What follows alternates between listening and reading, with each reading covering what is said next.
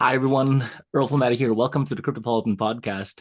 And today our guest is Asher. Asher, how are you? Great, thanks, Earl, for having me.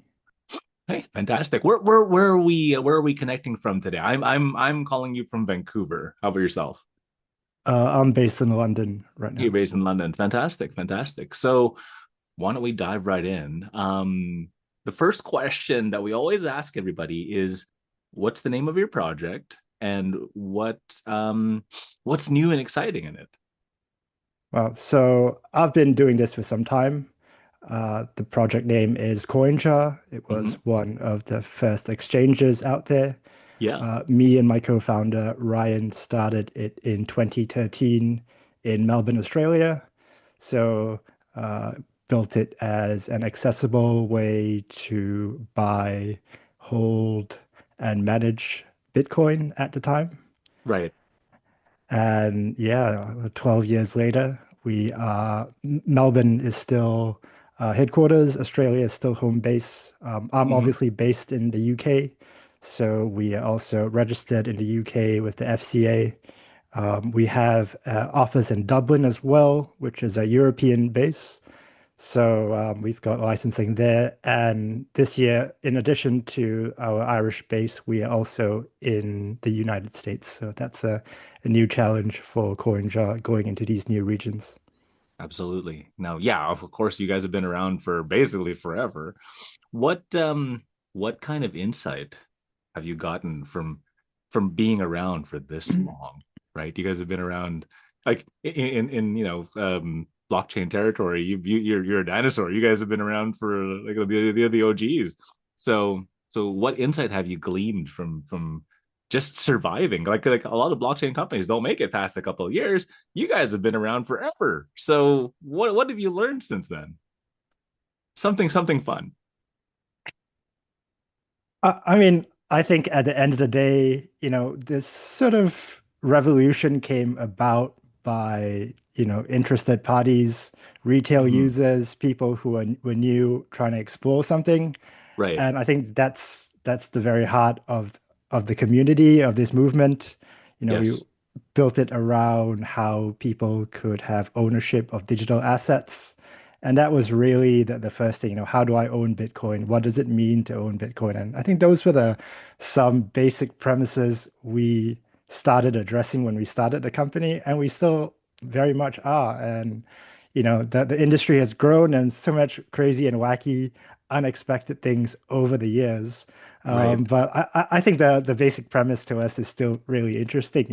What does it mean to own digital currency? What does it mean to own digital assets? So I think that's sort of our North Star. We've been doing this all these years, and it's still, despite all the noise and the highs and lows, I think it's still very transformative that in this day and age, the increasing number of people holders of digital assets. Yeah, definitely. Well, you see it more, like from when you started to today, it's much more because quote unquote mainstream. More and more people who didn't even know how to spell Bitcoin are Yeah. starting to pay attention, are starting to pay attention to what's going on in the markets and all that kind of stuff. In regards to like you guys are okay, you're expanding into different territories. What are the challenges you're facing as you kind of expand your base, right? Like you guys, home base was Australia, and then it starts to move, and you start to go into the US. What challenges are you experiencing as you move into the other territories? I think for a mid-sized player like ourselves, we've always wanted to be compliance first. And being Mm, so early, I think there were so many questions. So we could move quickly or we could move, with a bit more intent. And I think that's what we did. We sort of picked yeah. territories and regions which we knew had upcoming, robust digital currency policy Yes. around it. So there was a bit more direction. Some of these things take time, but I think that was always the intent to build trust through being a regulated entity. So, we are regulated in all the regions we operate in, and I think getting to that point where uh, your activities are covered by regional regulation. I think that's been a huge challenge, and I think that's definitely where we've matured, having such a broad range of registrations and licenses. Fantastic. Now, as the years have progressed, do you find it easier to onboard new users, or are people still like straight up beginner? They can't even, like what's a wallet, right? So are people still at that stage in this day and age, or are you finding more people are a little more savvy? I think there are now a number of ways to get price exposure to Bitcoin and other cryptocurrencies. Just by pure, if you just on a speculative basis, on a price exposure basis, there are ETFs, there are all kinds of different assets around. But I think when it comes down to owning Bitcoin and digital currencies and how to use it, I think it's still relatively new. I mean, retail Hmm. investing as a phenomenon we saw over the pandemic period sort of explode and people asking themselves, how do I retail invest? And that's still a relatively young phenomenon. And if you look at cryptocurrencies and, owning and spending them and managing them, I think that's even still incredibly niche. So as much as we Hmm. hear it and it's commonplace nowadays, I think the number of adopters or people coming into the community is still growing, and people are still doing it very much for the first time. I think the our user base and demographic has also changed from being the sort of early adopter, first mover, Hmm. very tech focused person. We're seeing a lot of professionals who might not have dabbled previously in uh, these things come into seeing it as alternative investment space, or 100%. based on the feelings of the world itself, very, very much drawn to this. So I think the demographics have changed a bit, but it's still very early anyway you cut it. Yeah, definitely. So the thing that I've noticed though is that even the older generation is starting to take interest in it, right? So the number of it's weird. The number of 60 and 70-year olds I'm helping set up a wallet for the first time has gone way up, right? Like most of the time, back in the day, bunch of 20-year olds getting this, it's the young force, the young generation, and now there's like older generations starting to get into this space and showing real interest in it and building projects. And so that's fascinating to me how even the 60 and 7-year olds are starting to jump on the ship, and I'm like, oh, that's definitely a shift. Yeah, I think, based on their experiences, they've seen, cycles in the business cycles, things that have Yes. surprised them themselves, trying to get, again, more sovereignty around their finances, or, Right. skeptical about the world, where the world is going. And, I think some of those very valid concerns. And, I think also, uh, cost of living pressures are around the world. Everyone's sort of feeling it in younger generations as well. I think, Mm, more established people sometimes have a bit more saved up and a bit more ways to explore how they want to diversify their assets and risk profiles. So, I think it's great that, Bitcoin and digital currencies have sort of entered that conversation. No matter where you are in society, I think, there is a avenue to diversify and invest in this asset class. 100%, 100%. So I also find it's fascinating sometimes that the digital currencies are even more stable than like fiat currencies in some places, right? So some people are using it as like a kind of a storage, like a holding of value, and for because some countries they fluctuate so hard, right? So like just something as simple as buying bread, right? One day costs X, and then the next day it's like up and down like a yo-yo. And I know some of the people I interviewed previously, they're actually storing it in like USDT or something like that to keep it stable, and then it stays and their buying power holds over time. So that's always a fascinating thing, watching how kind of the world adapts to digital currencies. So that's always fun. Absolutely. So yeah. Any last comment on that?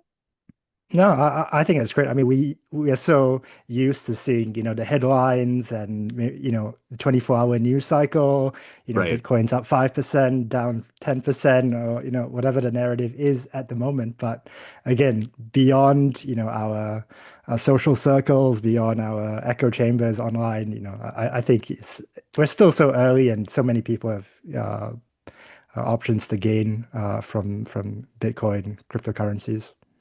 Absolutely, absolutely. So when you're not busy running the ship, when you're not working, I'm curious, what do you do for fun?